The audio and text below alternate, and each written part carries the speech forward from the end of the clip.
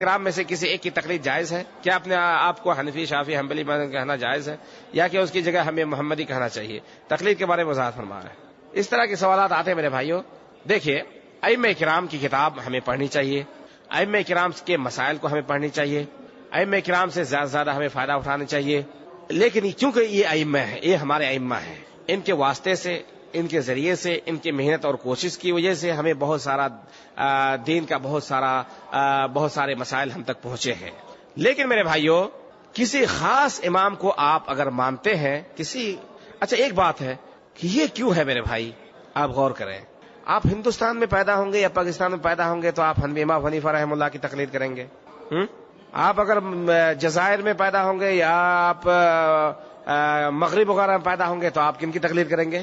امام مالک رحمہ اللہ کی تقلید کریں گے۔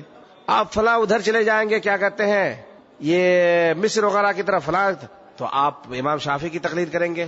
آپ سعودیہ میں اور یہ خلیجی ممالک میں اگر آپ پیدا ہوں گے تو امام ابو حنیفہ، امام احمد بن حنبل کی یہ تقلید کریں گے۔ کیوں میرے بھائی، کیوں؟ یہ کوئی شریعت ہے کہ آپ پیدا ہونے کی وجہ سے، اس ملک میں رہنے کی وجہ سے کسی امام کو مان لے؟ یہ کون سی شریعت ہے میرے بھائی؟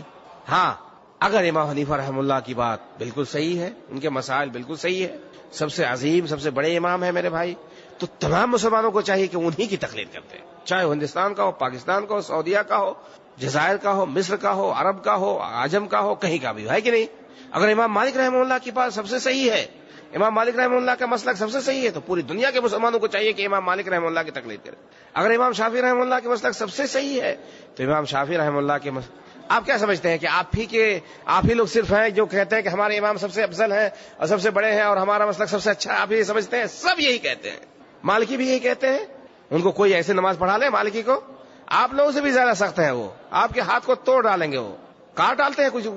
کچھ لوگ وہاں پہ کیا کہتے ہیں، یہ افریقی کچھ ممالک میں کسی نے ہاتھ باندھا، ادھر آئے دیکھا اور حدیث پڑھا، کسی نے ہاتھ باندھا، ہاتھ کاٹ دیا اس کا۔ وہ ہم سے بھی زیادہ سخت ہے میرے بھائی۔ اس لیے میرے بھائی آپ غور کریں اس کو کہ خاص امام کو، لیکن پھر بھی آپ کسی وجہ سے، جو بھی وجہ ہو، آپ تقلید اگر کرتے ہیں تو میں بالکل اس کو ناجائز نہیں کہتا، لیکن میرے بھائی آپ مانیں کسی امام کی بات کو اس وقت یا اس حد تک جس حد تک کتاب و سنت اس کا ساتھ دیتا ہو، بس۔ اگر کتاب و سنت ساتھ نہ دے تو آپ کیا کریں میرے بھائی، امام کی بات کو پھر نہیں ماننا ہے۔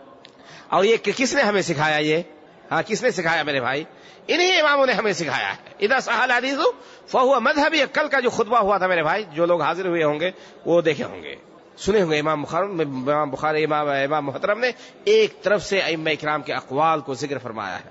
کوئی کہتا ہے اگر میری بات کتاب سنت کے خلاف ہو جائے تو میری بات کیا ہے، ساقط الاعتبار ہے، کہ کوئی کہتا ہے دیوار پہ مار دو، کوئی کہتا وہ میرا مذہب نہیں ہے، اس پر عمل نہیں کرنا، کوئی کہتا کہ فلاں کی تقلید نہیں کرنا، فلاں کی تقلید نہیں کرنا، فلاں کی تقلید نہیں کرنا، میری بھی تقلید نہیں کرنا۔ امام احمد بن حنبل نے کہا میری بھی نہیں کرنا، فلاں کی نہیں کرنا، فلاں کی۔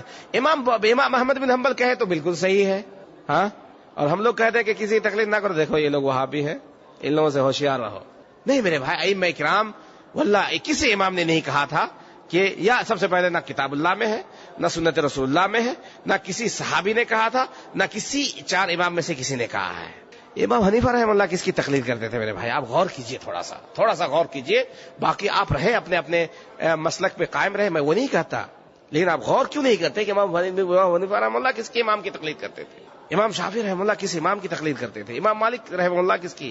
لیکن میرے بھائیوں، ہمیں علماء کرام سے، ان کی کتابوں سے، علماء کرام سے، ائمہ کرام سے ہمیں محبت ہونی چاہیے۔ اور ہم غلط ہیں، ہمارے ائمہ غلط نہیں ہیں، ہم غلط ہیں میرے بھائی۔